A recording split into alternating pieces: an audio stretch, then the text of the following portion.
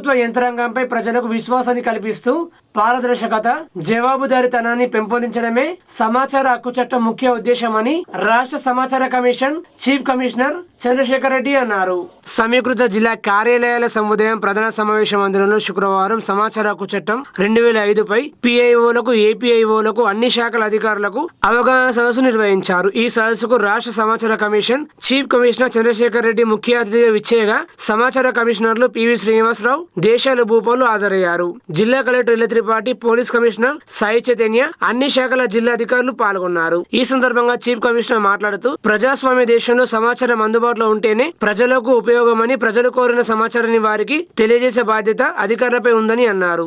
ఈ సందర్భంగా ఆయన సమాచార హక్కు చట్టంలోని 2 షెడ్యూళ్లు, 6 చాప్టర్లు, 31 సెక్షన్ల గురించి పవర్ పాయింట్ ప్రజెంటేషన్ ద్వారా అవగాహన కల్పించారు. ఇప్పటి వరకు 20 జిల్లాల్లో రాష్ట్ర సమాచార కమిషన్ పర్యటించిందని, సుదీర్ఘ కాలం నుండి పెండింగ్ లో ఉన్న పాత కేసులు అన్నింటినీ పరిష్కరించడం జరిగిందన్నారు. రాష్ట్ర సమాచార కమిషనర్ దేశాల భూపాల్ మాట్లాడుతూ సమాచార హక్కు చట్టం అమలు భారతదేశంలో అమలు చేస్తున్న వివరాలు తెలియజేస్తూ అధికార యంత్రాంగాలు, పిఐఓలు సమాచార హక్కు చట్టంపై పూర్తి అవగాహన కలిగి ఉండాలన్నారు. ప్రపంచ దేశాల పరంగా చూస్తే ఆర్టీఐ అమలు విషయంలో భారతదేశం 4వ స్థానంలో ఉందని, దీని అమలును మరింత సమర్థవంతంగా చేస్తూ మన దేశాన్ని మొదటి స్థానంలో నిలిపేందుకు ప్రతి ఒక్కరూ అంకిత భావంతో కృషి చేయాలని పిలుపునిచ్చారు. సమాచార కమిషనర్ పివి శ్రీనివాస్ మాట్లాడుతూ ఎలాంటి అనుమానాలు, అపోహలు గురి కాకుండా దరఖాస్తుదారు కోరిన మేరకు రికార్డులలో ఉన్న సమాచారం అందించాలని సూచించారు. ఈ సందర్భంగా పలు పెండింగ్ కేసులను ఆర్టీఐ కమిషన్ చీఫ్ కమిషనర్లు పరిశీలించి పరిష్కరించారు. కాగా సదస్సుకు హాజరైన రాష్ట్ర సమాచార కమిషన్ చీఫ్ కమిషనర్ చంద్రశేఖర్ రెడ్డికి కమిషనర్లు దేశాల భూపాల్, పివి శ్రీనివాసరావులకు కలెక్టర్ ఇల్లత్రిపాటి, ఇతర జిల్లా అధికారులు పూల మొక్కలు అందించి స్వాగతం పలికారు. ఈ సదస్సులో అదనపు కలెక్టర్లు కిరణ్ కుమార్, దిలీప్ కుమార్, డిఎఫ్ఓ సిద్ధార్థ్ విక్రమ్ సింగ్, అదనపు డీసీపీ ప్రకాష్, డిఆర్ఓ గీత, కలెక్టరేట్ ఏఓ ప్రశాంత్, అన్ని శాఖల అధికారులు పాల్గొన్నారు. ప్రతి పబ్లిక్ అథారిటీ అంటే ఎక్కడైతే సాలరీస్ డ్రా చేయబడుతుందో, ఎక్కడైతే పబ్లిక్ మనీ ఎక్స్పెండిచర్ జరుగుతుందో, that is the public office. నేను ఇంకా చట్టపరమైన డెఫినేషన్స్ మళ్ళీ ఎక్స్ప్లెయిన్ చేస్తాను. బట్ సింపుల్ వర్డ్స్లో మనుషులకు, సిటిజన్స్కి ఈజీగా అర్థమయ్యే పద్ధతి అది. ఎక్కడైతే సాలరీస్ డ్రా చేయబడతాయో, ఎక్కడైతే పబ్లిక్ మనీ ఎక్స్పెండిచర్ జరుగుతుందో అది public authority. Public authority nothing but public office. అవును. సో ఆ ఆఫీస్లో తప్పనిసరిగా ఇన్ఫర్మేషన్ పబ్లిక్కి అందుబాటులో ఉండాలి అనేది ముఖ్యమైన విషయం. సో ఇక్కడికి వచ్చేసరికి మనం అనుకుంటాం, మనం ఎందుకు ఇవ్వాలి ఇన్ఫర్మేషన్, వాళ్ళు అడుగుతున్నారు కదా, చట్టం ఉంది, 20 సంవత్సరాలు అయింది చట్టాలు చాలా ఉన్నాయి అనే అపోహ కూడా ఉంటుంది. అవును. సో దీంట్లో ఏంటంటే ముఖ్యంగా ఆఫీస్లో ఉన్న information belongs to public. First fundamental principal. You are the only custodian for the time being, and that custodian also changes every 3 years. కానీ అలాంటి లెటర్స్ కూడా చాలా మంచి చేస్తున్నాయి అనేది నా ఉద్దేశం. ఎందుకంటే వాడు మిమ్మల్ని ప్రశ్నిస్తున్నాడు అని అంటే మీరు కొంచెం చక్కగా జాబ్ చేస్తారనేదే నా ఉద్దేశం. తర్వాత అది చదివిన తర్వాత సమాచార హక్కు చట్టం, right to information act. So ఇది చాలా పవిత్రమైనటువంటి చట్టం. ఉన్నటువంటి చట్టాలన్నీ కూడా వాటి పరిధిలలో వాటికి ఉన్నటువంటి విస్తృతమైనటువంటి సంబంధం ఆ చట్టాలకు ఉంది. పిల్లల హక్కులు, చిల్డ్రన్ రైట్స్ తీసుకుంటే పిల్లలకు సంబంధించింది, ఉమెన్ రైట్స్ తీసుకుంటే మహిళలకు సంబంధించింది, అట్లా సిటిజన్ యాక్ట్ తీసుకుంటే సిటిజన్ అయినటువంటి వ్యక్తులకు సంబంధించింది. ఇక్కడ ఈ రైట్ టు సమాచారం అనేటటువంటి చట్టం ఏదైతుందో సమాజంలో ఉన్నటువంటి ప్రతి పౌరుడికి, ప్రభుత్వంలో ఉన్నటువంటి ప్రతి అధికారికి మధ్యలో ఉన్నటువంటి ఒక సమన్వయ సంబంధం కలిగినటువంటి ఒక పెద్ద బాండింగ్ కలిగినటువంటి చట్టం RTI, right to information act. అందుకనే ఇది చాలా పవిత్రమైంది, చాలా విలువైంది. దీన్ని కాపాడుకోవాల్సినటువంటి, ఈ చట్టాన్ని ముందుకు తీసుకుపోవాల్సినటువంటి బాధ్యత ప్రతి పౌరుడికి ఉంది, ప్రతి అధికారికి ఉంది. సింపుల్గా ఫస్ట్ అప్పీల్ కూడా పోవాల్సిన ఇష్యూనే కాదు. అప్పుడు నెంబర్ 1 అంటే అందుకని చెప్తున్నా అంటే చాలా సింపుల్ 6 వరకు కింద అడుగుతున్నారు. కొన్ని కాంప్లికేటెడ్ ఇష్యూస్ అడిగినప్పుడు మీకు కొంత ఇబ్బంది ఉండొచ్చు, పై ఆఫీసర్ని అడగాలి, కొంత డిలే కావచ్చు. దాంట్లో ఏది ఇవ్వదగింది, 8 అప్లికబుల్ అవుతుందా, లేదు థర్డ్ పార్టీ ఇన్ఫర్మేషన్ అయితే సెక్షన్ 11 కింద వారికి నోటీస్ ఇవ్వాలా, ఇవి కొన్ని కాంప్లికేటెడ్ ఇష్యూస్ ఉంటే ఉండొచ్చు. అఫ్కోర్స్ నీకు కాదంటారా. కానీ నాకు తెలిసి అబౌవ్ 70%, 80% సింపుల్గా ఉన్నటువంటి వాటిని మనం ఇవ్వటం లేదు, అంటే చదవటం లేదు. చాలా క్లుప్తంగా మన సున్నితమైనటువంటి భాషలో వివరించారు.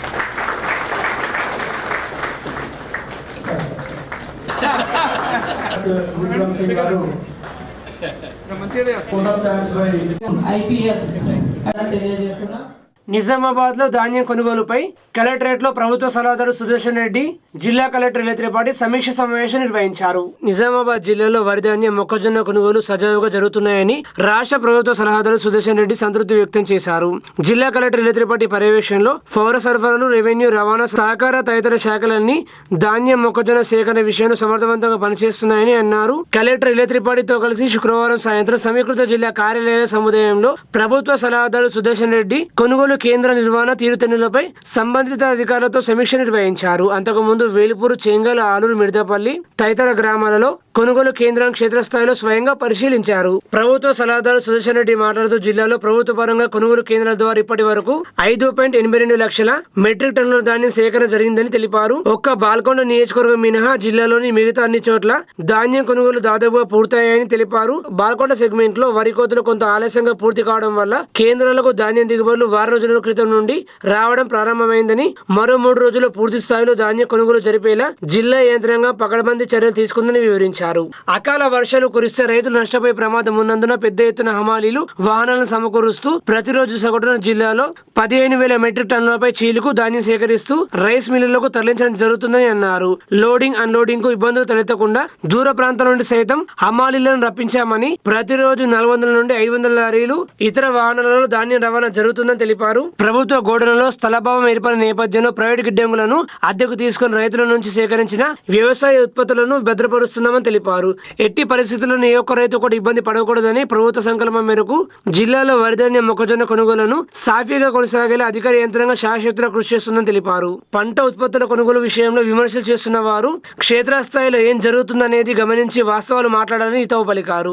సమీక్ష సమావేశంలో రాష్ట్ర వ్యవసాయ కమిషన్ సభ్యుడు గడుగు గంగాధర్, రాష్ట్ర సహకార union limited chairman Manala Mohan Reddy, అదనపు collector Dilip Kumar, DRDO Sayanna, RDO Rajendra Kumar, DSO Srikanth Reddy, సివి సభ్యులు డిఎం ప్రవీణ్, డిసిఓ శ్రీనివాస్, జిల్లా వ్యవసాయ శాఖ అధికారి వీరస్వామి, ఎంవీఏ శ్రీనివాస్ తదితరులు పాల్గొన్నారు. అమ్మాలీసును కూడా వేరే దగ్గరికి తీసుకొస్తా ఉన్నారు.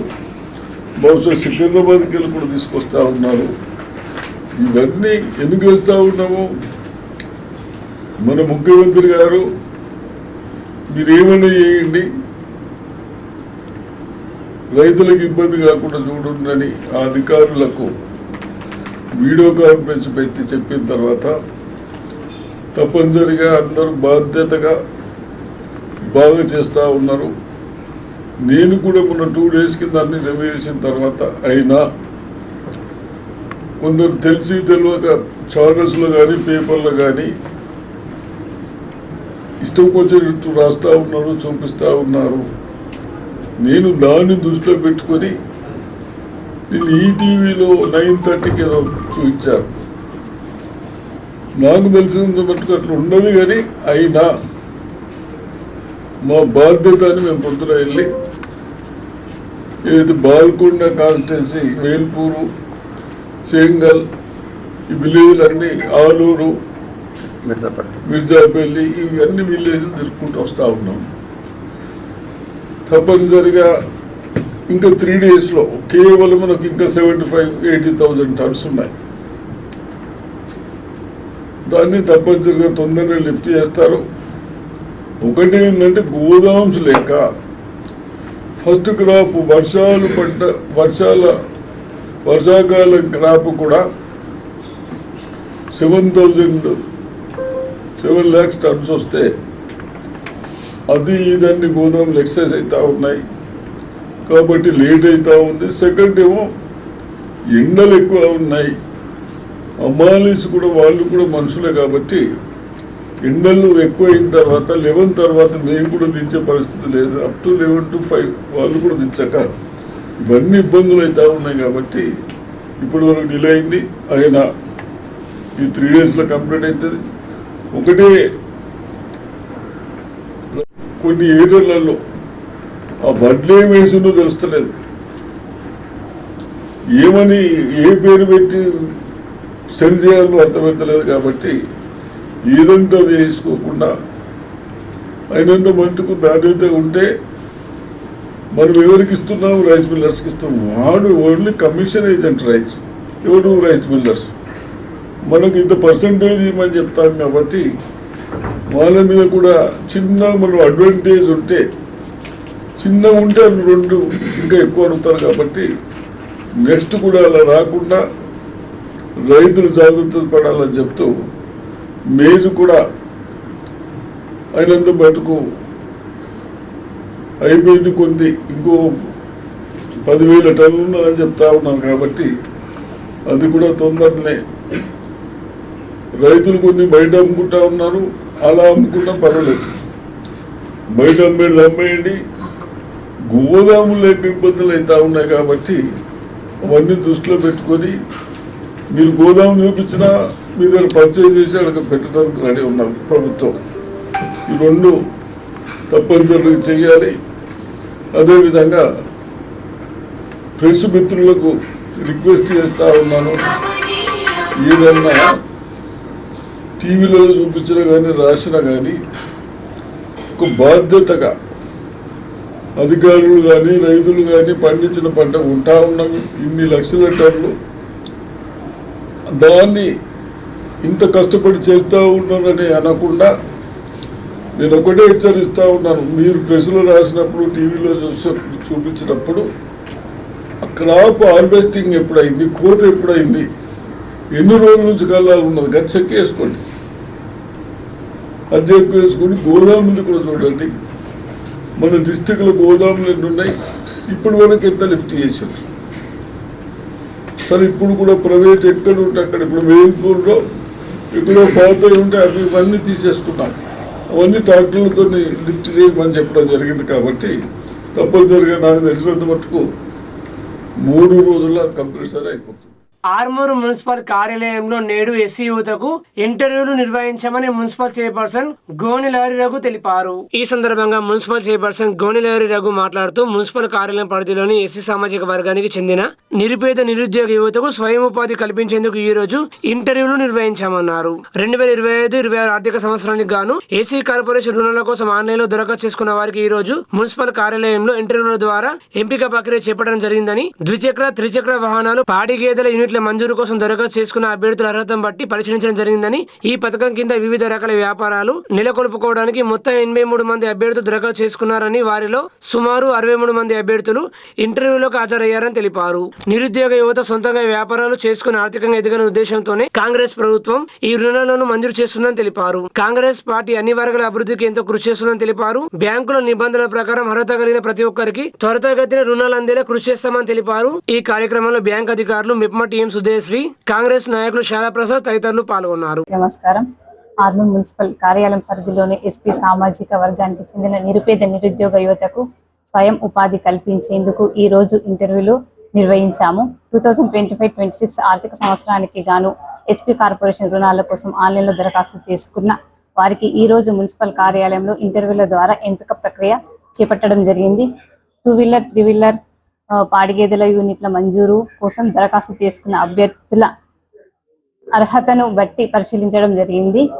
ఈ పథకం కింద వివిధ రకాల వ్యాపారాలు నెలకొల్పుకోవడానికి మొత్తం 83 మంది అభ్యర్థులు దరఖాస్తు చేసుకున్నారు. వారిలో సుమారు 60కి పైగా మంది అభ్యర్థులు ఇంటర్వ్యూలకు హాజరయ్యారు. నిరుద్యోగ యువత సొంతంగా వ్యాపారాలు చేసుకొని ఆర్థికంగా ఎదగాలనే ఉద్దేశంతో కాంగ్రెస్ ప్రభుత్వం ఈ రుణాలను మంజూరు చేస్తుందని తెలుపుతున్నాము. కాంగ్రెస్ పార్టీ అన్ని వర్గాల అభివృద్ధికి ఎంతో కృషి చేస్తుందని తెలుపుతున్నాము. బ్యాంకుల నిబంధనల ప్రకారం అర్హత కలిగిన ప్రతి ఒక్కరికి రుణాలు అందేలా చర్యలు తీసుకుంటామని తెలుపుతున్నాను. ధన్యవాదాలు. ఆర్మూరు మండలం చేపు గ్రామంలో వరిధాన్యం కుప్పలను తెలంగాణ రైతు సంఘం జిల్లా కార్యదర్శి పల్లపు వెంకటేష్ పరిశీలించారు. ఆయన మాట్లాడుతూ రైతులు కొనుగోలు కేంద్రాలు తీసుకొచ్చిన ధాన్యాన్ని వెంటనే రైస్ మిల్లులకు తరలించాలని డిమాండ్ చేశారు. ధాన్యం కొనుగోలుపై నిర్లక్ష్యంగా వివరిస్తే రైతులతో కలిసి పెద్ద ఎత్తున ఆందోళన కార్యక్రమాలు చేపడతామని రాష్ట్ర ప్రభుత్వం హెచ్చరించారు. మళ్ళా ఎండబెట్టాలని చెప్పేసి ఈ ఇబ్బందులు ఎందుకు అనేటటువంటి ఈ బాధల నుంచి తప్పించుకోవడానికి ఈరోజు ఈ రైతులంతా కూడా కనీసం ఇక్కడ నుంచి తీసుకెళ్ళి మరి రైస్ మిల్ కన్నా అమ్ముకుందామని చెప్పేసి ఒక ట్రాక్టర్ పెట్టేసి వడ్లు నింపుతా ఉన్నారు. కాబట్టి ప్రభుత్వం మొన్న మేము కలెక్టర్ని కలిసినప్పుడు మేము ఎక్కడ ఎట్లాంటి సమస్య లేకుండా మేము చూస్తున్నాం, లారీల సమస్య లేకుండా కూడా చూస్తున్నాం. వారం 10 రోజుల్లో మొత్తం క్లియర్ చేస్తామని చెప్పారు. మరి ఈరోజు మొత్తం కూడా వడ్లన్నీ కుప్పలు ఉన్నాయి ఎక్కడికక్కడ. తక్షణమే ప్రభుత్వం మరి లారీల సమస్య లేకుండా, హమాలీల సమస్య లేకుండా, అవసరమైతే ఇంకా హమాలీల సంఖ్య పెంచి అట్లాగే లారీలను ఎక్కువ తెప్పించి వెంట మరి కొనుగోలు చేయాలని చెప్పేసి తెలంగాణ రైతు సంఘంగా ప్రభుత్వాన్ని డిమాండ్ చేస్తూ ఉన్నాం. లేకపోతే భవిష్యత్తులో రైతులతోటి పెద్ద ఎత్తున ఆందోళన నిర్వహిస్తామని చెప్పేసి తెలియజేస్తాం. ప్రజాపాలన ప్రగతి ప్రణాళిక 99 రోజుల కార్యాచరణలో భాగంగా ఆర్మూరు పట్టణంలోని గ్రంథాలయంలో విద్యా వారోత్సవాల సందర్భంగా పుస్తక ప్రదర్శన నిర్వహించారు. ఈ కార్యక్రమానికి ముఖ్య అతిథిగా మున్సిపల్ చైర్పర్సన్ గోనెలహరి హాజరయ్యారు. ఈ సందర్భంగా చైర్పర్సన్ గోనెలహరిని లైబ్రేరియన్ శాల్వాతో ఘనంగా సన్మానించారు. అనంతరం చైర్పర్సన్ ఉత్తమ పాఠకులకు సన్మానం చేశారు. చైర్పర్సన్ గోనెలహరి మాట్లాడుతూ గ్రంథాలయంలో విద్యా వారోత్సవాలు అనేవి పాఠకులకు, విద్యార్థులకు, ప్రజలకు పుస్తక పఠనం వల్ల ఆసక్తిని పెంచడానికి మరియు గ్రంథాలయ ప్రాముఖ్యతను తెలియజేయడానికి ప్రజాపాలన ప్రగతి ప్రణాళిక 99 రోజుల కార్యాచరణలో భాగంగా ప్రభుత్వం ఈ కార్యక్రమం చేపట్టిందన్నారు. తెలంగాణ రాష్ట్రంలో ప్రభుత్వ పాఠశాలలు మరియు విద్యా సంస్థలను బలోపేతం చేసే లక్ష్యంతో విద్యాశాఖ తరపున ఇలాంటి ప్రత్యేక వారోత్సవాలను కాంగ్రెస్ ప్రభుత్వం చేపట్టిందన్నారు. ఈ గ్రంథాలయం నుండి గతంలో ఎంతో మంది పాఠకులు ఉద్యోగాలు పొందిన వారున్నారని వారందరికీ అభినందనలు తెలియజేస్తున్నామన్నారు. ప్రస్తుతం ఉన్న పాఠకులు కూడా మంచి ఉద్యోగాలు పొందాలని ఆకాంక్షిస్తున్నామన్నారు. గ్రంథాలయంలో వివిధ రకాల పుస్తకాలను పఠనం చేయడం వల్ల మంచి జ్ఞానాన్ని పొందుతారని, జీవితంలో ఒక గొప్ప స్థాయికి ఎదుగుతామని తెలియజేస్తున్నామని తెలిపారు. ఈ కార్యక్రమంలో గ్రంథాలయ పాఠకులు తదితరులు పాల్గొన్నారు.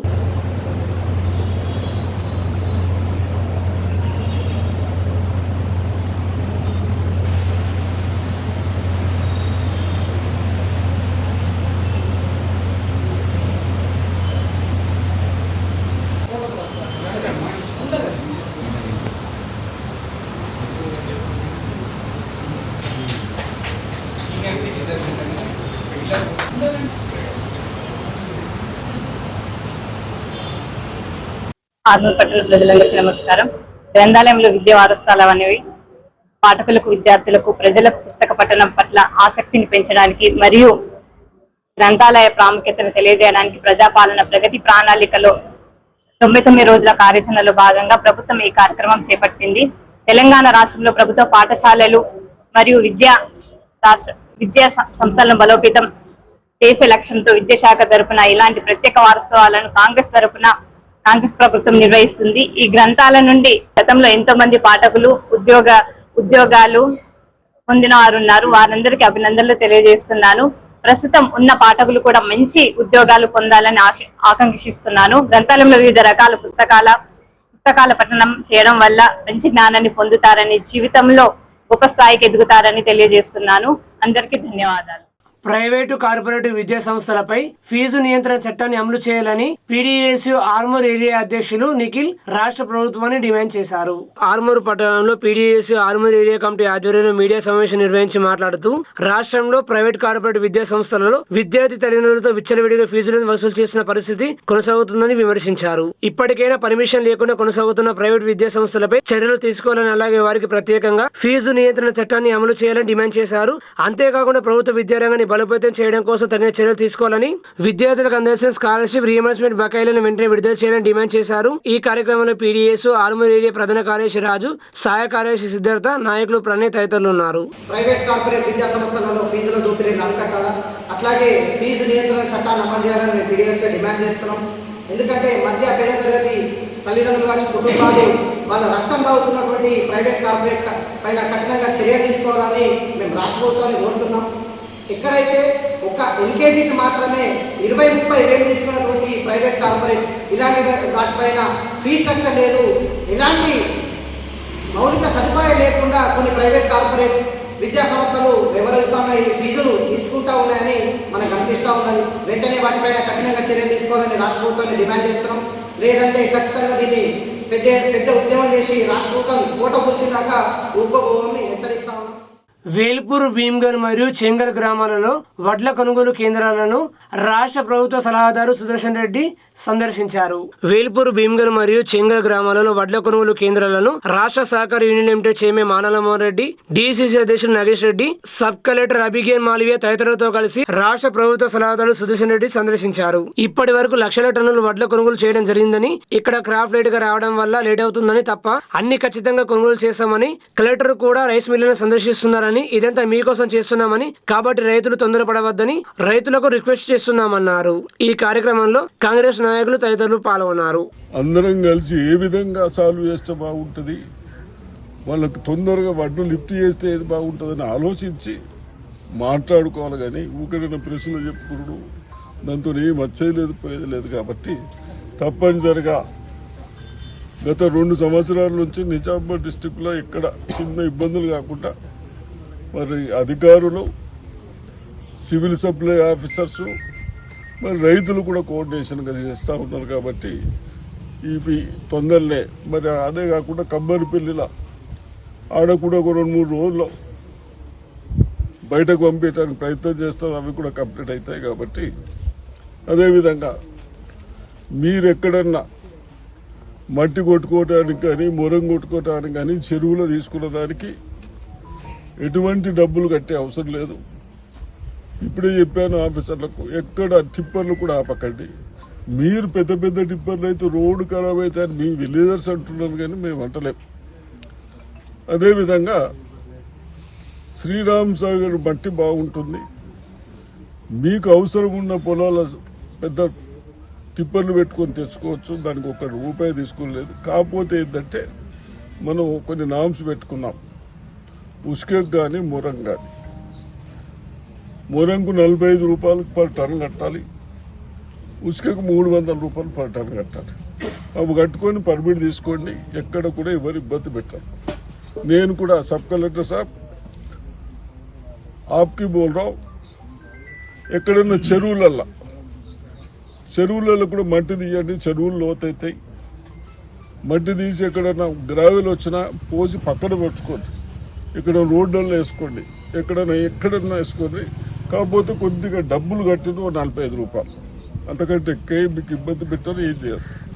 అదేవిధంగా మనం ఇన్ని హౌజెస్ ఇస్తున్నాం, ఇల్లు కట్టుకుంటున్నాం. ఎక్కడైనా ఆఫీసర్లు ఎవరైనా పైసలు అడిగినా ఎక్కడ అడుగుతలేరు కదా. అందరు మంచిగా చేస్తూ ఉన్నారు. కేసీఆర్ గతంలో నీ భూమి నాకు, నా భూమి నీకు రాసి అవన్నీ ఇప్పుడు అన్నీ సెట్ చేసినాం కదా. ఎక్కడన్నా మరీ ప్రాబ్లం ఉన్నాయి తప్ప అవన్నీ చేస్తూ ఉన్నాం. సాదాబాయినవి కూడా చేస్తూ ఉన్నాము. సాదాబాయినవి బహుశా మన దగ్గర 90,000 అప్లికేషన్స్ ఉన్నాయి. అవన్నీ సాల్వ్ చేస్తూ ఉన్నారు. కాబట్టి మీరు తొందరపడకుండా, ఎవరు వచ్చి చెప్పకనే వినకుండా వాస్తవాలు గమనించి, మనమందరం వ్యవసాయదారు పైన ఆధారపడి ఉన్నాం. కాబట్టి అందరం కలిసి ఇంకా వ్యవసాయం ఎలా చేస్తే బాగుంటుంది. వచ్చే సంవత్సరం కూడా ఒక ప్రణాళిక చేద్దాం. ఇప్పుడు అందరూ కలిసి ఒక 8 వెరైటీస్ ఆఫ్ రైస్ మనము తినటానికి అవి డిసైడ్ చేసింది గవర్నమెంట్. ఆ సీడ్ ఇస్తారు ఆఫీసర్లు, అవే వేసుకుంటే అవి ముందు కొంటాం మనం.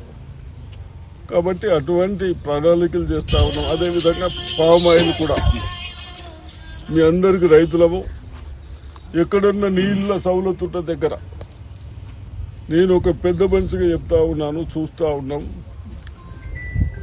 4 సంవత్సరాల తరువాత ఎకరాన 6-7 కుంటాలు వస్తూ ఉన్నాయి. కాబట్టి టన్స్ వస్తూ ఉంటాయి. కాబట్టి దానికి 10 ఎకరాలకు ఒకటే మనిషి కావాలి. ఏది పామ్ ఆయిల్కు. అటువంటివి కూడా పెట్టండి. ఆలోచిస్తూ ఉన్నాం. ఒక 3 years ఆ పంట రాదు, దానికి మీకు ఏదైనా సబ్సిడీ ఇస్తే ఎట్లా ఉంటుందని ఆలోచిస్తున్నాం. కాబట్టి ఇవన్నీ ఎవరి కొరకు చేస్తున్నాం? మీ కొరకు చేస్తూ ఉన్నాం. మన డబ్బులు బయట పోతూ మంచి నూనె కూడా మనం బయటికి వెళ్ళి కొనుక్కొస్తూ ఉన్నాం. అవన్నీ సేవ్ చేసుకోవటానికి ఇవన్నీ చేస్తూ ఉన్నాం. కాబట్టి మీరు తొందరపడకుండా అగ్రికల్చర్ ఆఫీసర్లకు కూడా రిక్వెస్ట్ చేస్తూ ఉన్నాను. ఎక్కడ ఏ పంట వేసిండ్రో అది నాణ్యత లేకుంటే నెక్స్ట్ అది వేయొద్దు అని చెప్పండి. అయితేనే రైతులకు అర్థమవుతుంది. నెక్స్ట్ ఏది వేస్తే బాగుంటుందన్న సూచనలు ఇస్తే తప్పనిసరిగా వాళ్ళు కూడా పాటిస్తారని చెప్తా ఉంటారు. మార్పిడి కొద్దిగా మార్పిడి చేస్తేనే బాగుంటుంది సార్. పంట మార్పిడి చేస్తే ఇప్పుడు ఇన్ని లక్షల టన్నులు కొన్నాం. మీకు మొన్ననే వచ్చినాయి కాబట్టి మీరు లేట్ అవుతున్నాయి తప్ప మీకు కొనొద్దని ఏం లేదు. అన్నీ కొంటాం, అర్థమైందా? ఇంకా 5-6 రోజులు అయితే అయిపోతాయి. మీరు గోదాములు చూసుకొని 2 రోజుల్లో లేపారు. గోదాములు చూపించు. మరి గోదాములు లేకనే బాధ లేదు. దీంతో గోదాము ఈ రమేష్ రెడ్డి చెప్పుకుంటే మేము వచ్చి చూసి గోదాములు ఒకటి చూసి ఆన్లైన్ ఎట్లయితే అన్న వేసుకుంటూ వస్తున్నాం. కలెక్టర్ కూడా రైస్ మిల్లు తిరుగుతూ ఉంది. ఇవన్నీ మీ బాధలు చేసుకోవడానికి అర్థమైనా? తప్పనిసరిగా మీరు తొందరపడద్దని రిక్వెస్ట్ చేస్తాను. జకరంపల్లి మండలం బ్రాహ్మణపల్లి గ్రామ శివారులో భూమిని కబ్జా చేశారని గ్రామస్తులతో తహసీల్దార్ కార్యాలయం ఏట ధర్నా నిర్వహించామని సర్పంచ్ శివప్రసాద్ తెలిపారు. సర్పంచ్ శివప్రసాద్ మాట్లాడుతూ బ్రాహ్మణపల్లి శివారులోని 295/5 సర్వే నెంబర్ భూమిని కబ్జా చేశారని వారిపై చర్యలు తీసుకోవాలని డిమాండ్ చేస్తూ తహసీల్దార్ కు వినతి పత్రం అందజేశామని తెలిపారు. తహసీల్దార్ స్పందించి సమస్యను త్వరలోనే పరిష్కరిస్తామని హామీ ఇవ్వడం జరిగిందని, దాంతో ధర్నాను విరమించుకున్నామని సర్పంచ్ తెలిపారు. ఈ కార్యక్రమంలో సర్పంచ్ వెంట ఉప సర్పంచ్ భూమిక శేఖర్, గ్రామస్తులు తదితరులు ఉన్నారు. ఈరోజు రావాల్సి వచ్చింది. ఎంఆర్ఓను కలిసినాము. మంగళవారం టైం ఇచ్చింది. ఆ తర్వాత కాకపోతే మా తోమనే వేరు ఉంటుందని చెప్తున్నాము. మేము బ్రాహ్మణపల్లి గ్రామ వాస్తవ్యులము. ఈరోజు ఎంఆర్ఓ ఆఫీస్కి వచ్చి 295/5 సర్వే నంబర్ గల భూమిని తొలికొండ వాస్తవ్యులు అయిన దుబ్బాల నడిపి దేవన్న, చిన్న దేవన్న గారు ఒక 20 సంవత్సరాల నుండి కబ్జా చేసుకొని అక్రమంగా దాన్ని సాగు చేసుకుంటున్నారు. దానికోసం ఊరు ప్రజలందరూ అది మా బ్రాహ్మణపల్లి శివార్లో ఉన్నది, దాన్ని కబ్జా చేసినందుకు అందరు కలిసి దాన్ని పట్టా కోసం గ్రామ ప్రజలందరూ ఎంఆర్ఓ ఆఫీస్కి వచ్చి విన్నవించుకోవడం జరిగింది.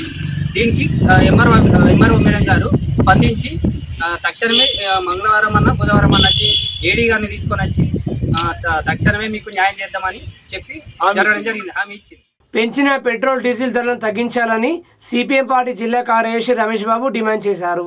నిజామాబాద్ నగరంలోని సిపిఎం పార్టీ జిల్లా కార్యాలయంలో సిపిఎం పార్టీ జిల్లా కార్యదర్శి రమేష్ బాబు మీడియా సమావేశం నిర్వహించి మాట్లాడుతూ పెంచిన పెట్రోల్ డీజిల్ ధరల వల్ల సాధారణ మధ్యతరగతి కుటుంబాలపై భారం పడిందని అన్నారు. మాటలకి చేతలకి ఎక్కడ పొంతలు ఉండేటువంటి పరిస్థితి లేదు. ఈ ప్రభుత్వానికి ప్రజలు తగిన గుణపాఠం చెప్పే పరిస్థితి వస్తుందని హెచ్చరిస్తా ఉన్నాం. నరేంద్ర మోడీ బీజేపీ ప్రభుత్వం చేసే మోసాల్ని ప్రజలు అర్థం చేసుకోవాలా. ఈ ప్రభుత్వానికి తగిన గుణపాఠం చెప్పడానికి నిరసన కార్యక్రమాల్లో పాల్గొనాలని, నిజామాబాద్ జిల్లాలో రేపు ఆయా ప్రాంతాల్లో ఈ పెట్రోల్ డీజిల్ ధరల పెంపుదలకు వ్యతిరేకంగా నిరసన కార్యక్రమాలు నిర్వహించడం జరుగుతుందని ప్రజలు పెద్ద ఎత్తున పాల్గొని తమ నిరసనని వెలుబుచ్చాలని విజ్ఞప్తి చేస్తా ఉన్నాం.